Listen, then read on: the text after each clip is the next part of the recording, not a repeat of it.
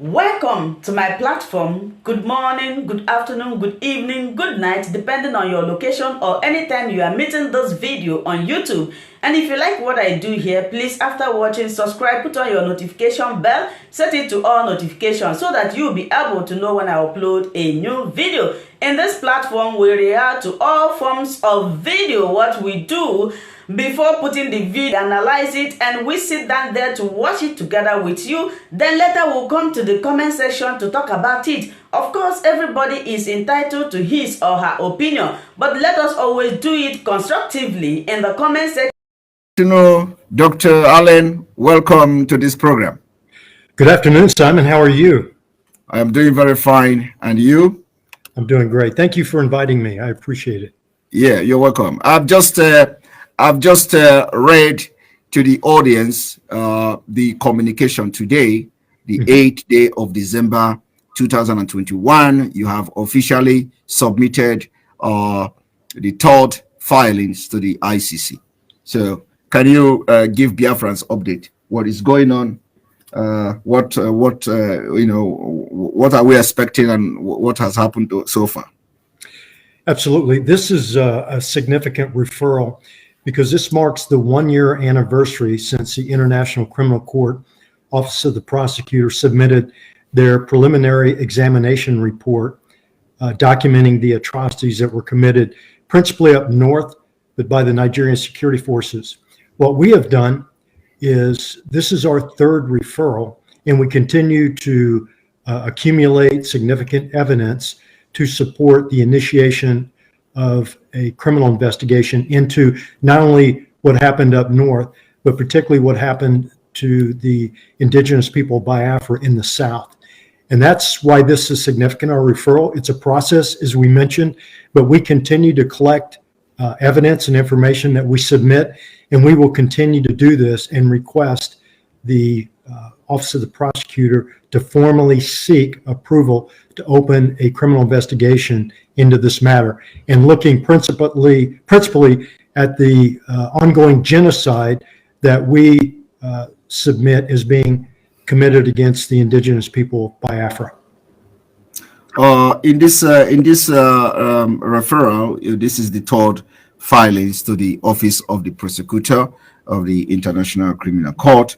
You have also notified us officially by this release that the BWGG has actually initiated some kind of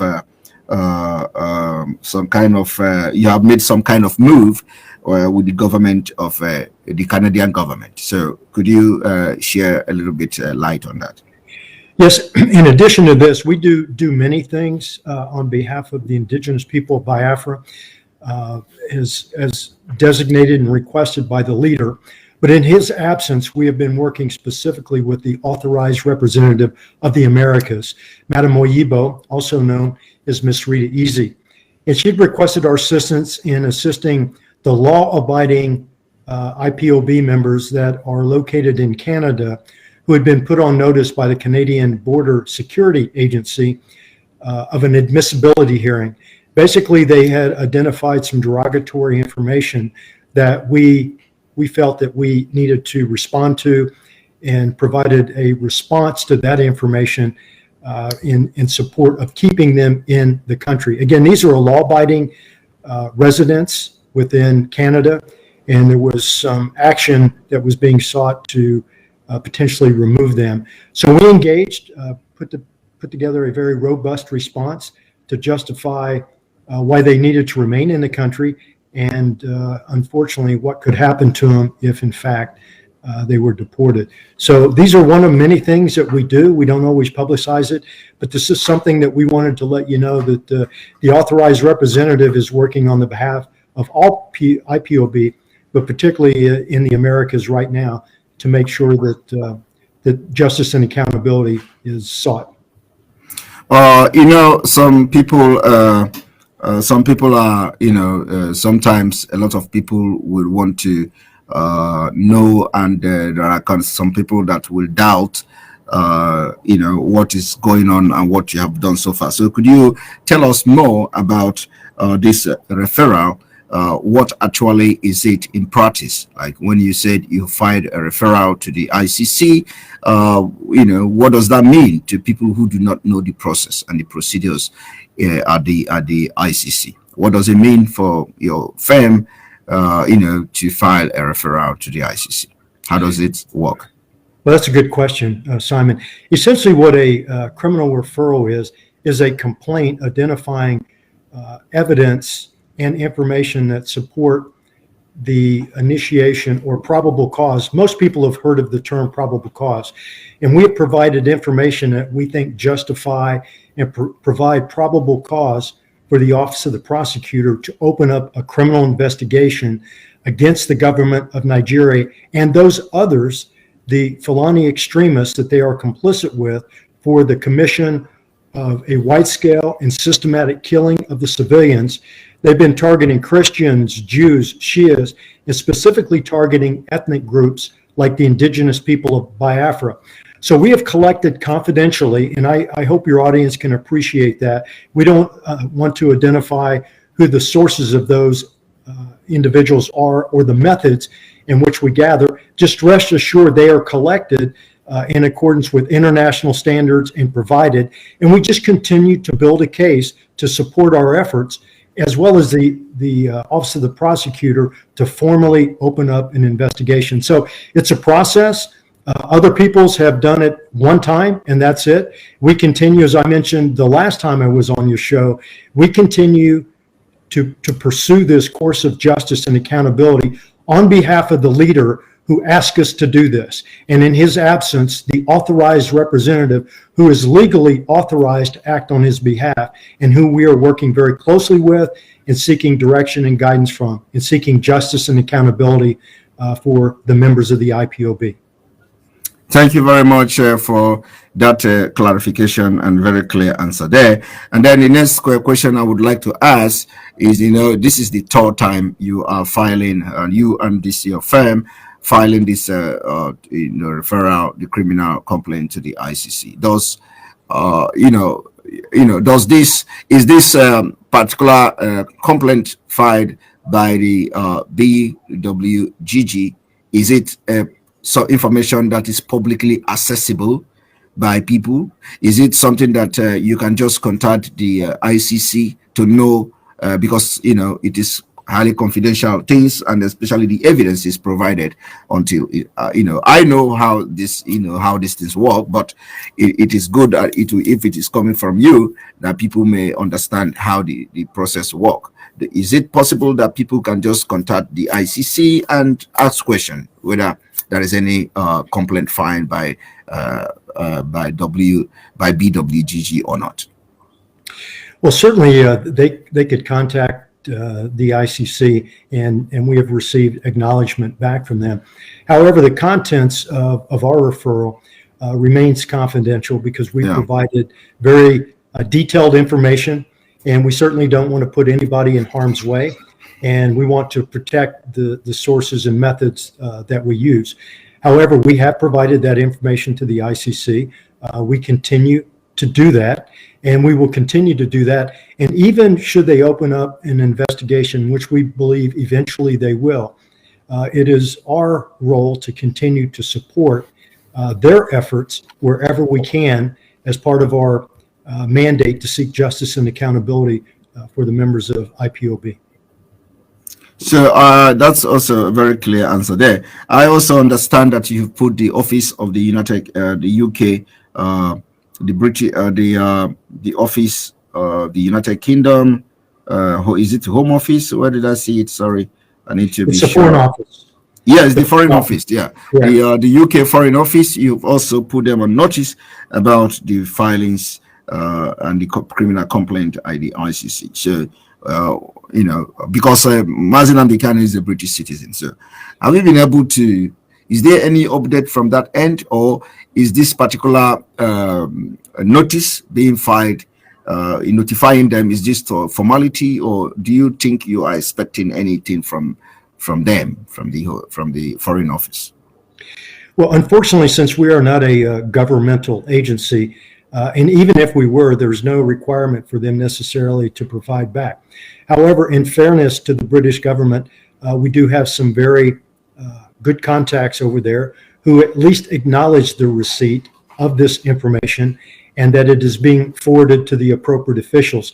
So to us, that's as good as we can get right now, because typically they do not tell you, and you could not expect them to tell what internally the government is doing necessarily. However, we have been made aware from some of our sources in country that typically after a referral or something they receive from us, they do in fact engage, and there have been representatives that have been sent to see Mr. Kanu. Now, we've not been able to verify that. However, we're doing everything that we can humanly possible to keep those that can assist us on behalf of the IPOB seeking justice and accountability to do so. That involves the ICC, that involves the UN Human Rights Council, which incidentally they acknowledged receipt of our formal complaint, which they will act upon. We don't know exactly what they're going to do, but we have called for an international independent commission of inquiry to be appointed by the commissioner of the High Commissioner for Human Rights to look into not only the abduction, forced disappearance, torture, and illegal extraordinary rendition, but also the ongoing genocide that's being committed against the members of the IPOB in Nigeria right now. So we've made, we think, tremendous progress. We will continue to pursue this course of justice and accountability, and that's what we plan on doing. So we're just giving you an update. We won't necessarily always have a response. And as you can imagine, the world right now is being consumed by a number of significant incidents. Just look, for example, in West Africa. You've got a coup that happened in Guinea. You had a coup that happened in Mali. You have South Sudan that has issues. You had a coup in Sudan.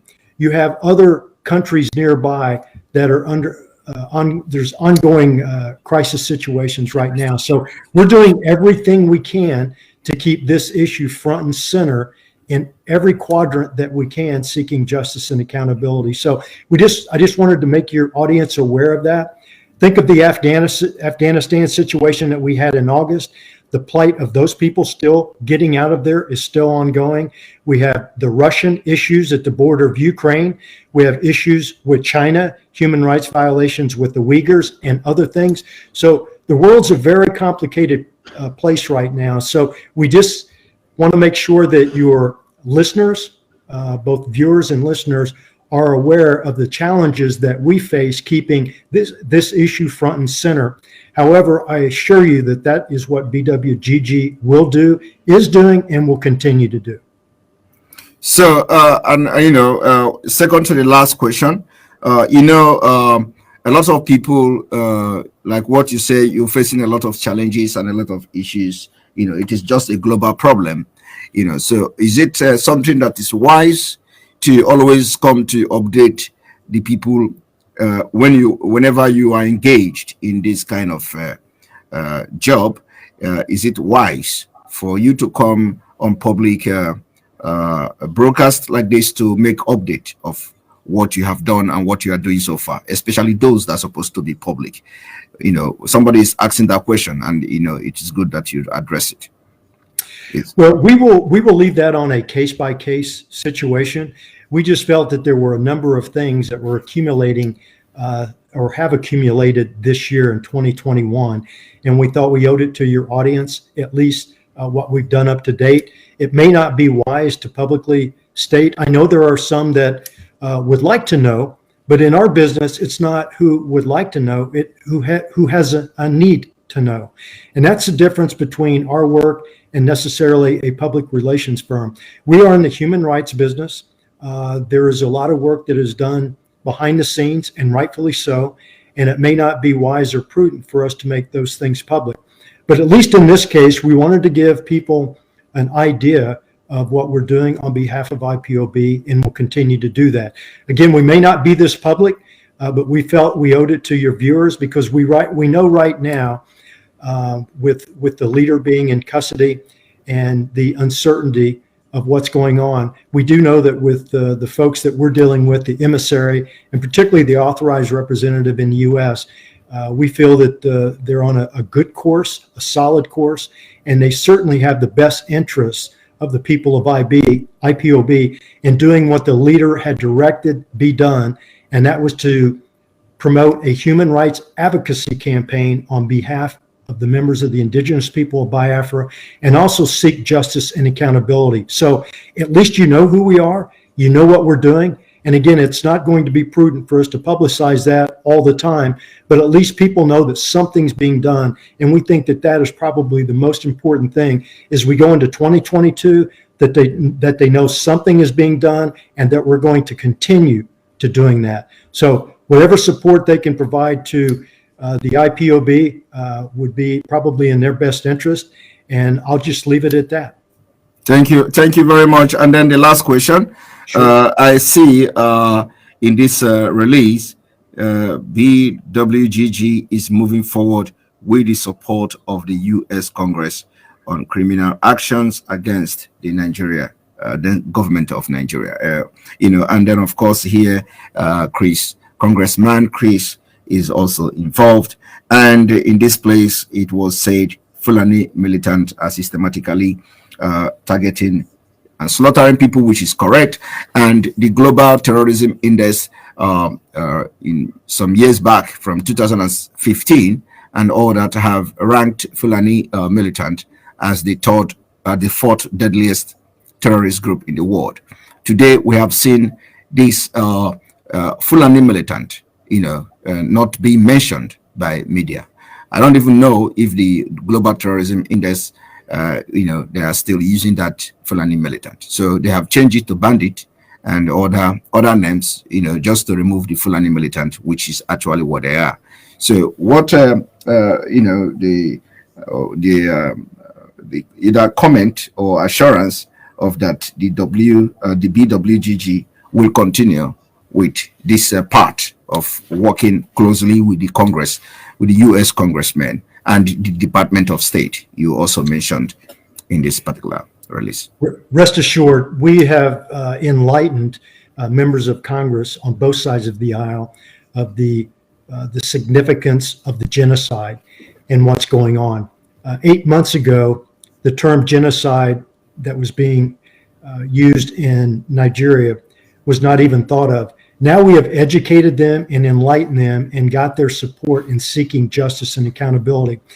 And it is clear that Nigeria does not recognize the Fulani extremists as terrorists. And isn't that ironic that they recognize the IPOB, who is a peaceful group that is not a terrorist organization and not recognized anywhere outside as a terrorist organization, yet the Global Terrorism Index, which is an international organization that is highly regarded and highly renowned, that designates them as the third most dangerous terrorist group in the world.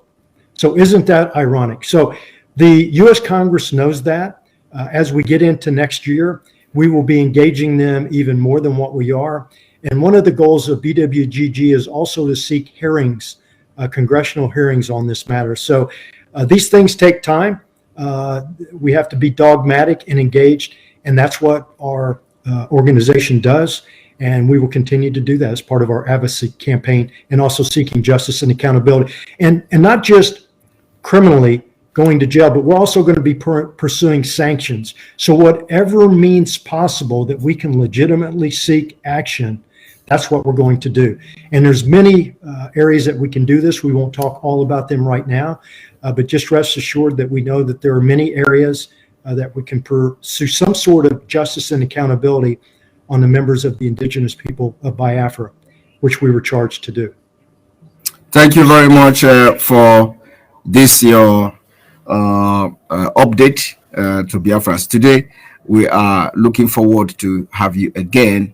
And you also always honored the invitation to come to brief Biafra. Biafrans all over the world, we are going to be looking up to you again to come and brief us. And then hopefully we will start to see actions from the ICC as soon as possible. Okay. And may I wish you and your viewers and listeners happy holidays. And we look forward to 2022 and a good year for the IPOB. Thank you. Thank you very much for being part of this program. Thank you. All right. Thank you. Bye-bye. All right. That was Dr. Alan White giving us updates on the application filed, the third submission of criminal complaint against the Nigeria state and the ICC. Last person. The last person is going to be Chinedu. Chinedu, you have to make your comment very snappy. Welcome to the program. Chinedu, are you there? Thank you, sir. Yes, sir. Hello, sir. Welcome to the program. Please make your comment. Make your comment in 1 minute. Sir, what I want to say is this: for the economic sanction, my problem is how to enforce it, and because it has to go from before the how do I say that? Before everything has to be in place now for it to be effective. There are people managing it. The local people like us, not government. So people I'm thinking now how to break them so that it will be effective much. How do you think? First of all, we are creating the awareness now of this economic sanction. And we are going to send a very strong message to the people, those local people who are the one in charge of collecting the revenue. We are going to tell them that, look, this is the situation of things. We are asking you, giving you 1 week. And that 1 week actually have started reading. We are giving you 1 week, that after that 1 week, we don't want to see anybody collecting revenue again. If you collect revenue, whatever you see, you get. Okay. Just as simple as that. You don't need any science. Okay, sir. Very good. You are really doing well, sir. You are the hope we have now. Thank you very much. Thank you. Okay. All right. I'm going to stop here. And thank you all for watching and be part of this program. For any question, again, we are going to have another question and answer program again, either later on today or tomorrow. We will continue from where we stop. So thank you for watching. May God bless you. God bless Biafra. May God bless Oduduwa Republic. May God bless the Middle Belt. May God bless Amazonia. May God bless IPOB worldwide. May God bless Nnamdi Kanu. May God bless Sunday Igboho and all of you and ESN and all of you that are propagating the Biafra struggle. Thank you very much. Remain blessed. Thank you so much for watching this video together with me. Like I said before, if it is your first time of coming across my YouTube channel and you like what I do, please subscribe, put on your notification bell, share this video, leave your comment in the comment section. You are free to criticize, but let us do it always constructively. Remain blessed. I appreciate your massive support and I love and cherish each and every one of you. Until I meet you again in my next video, for now we say bye-bye.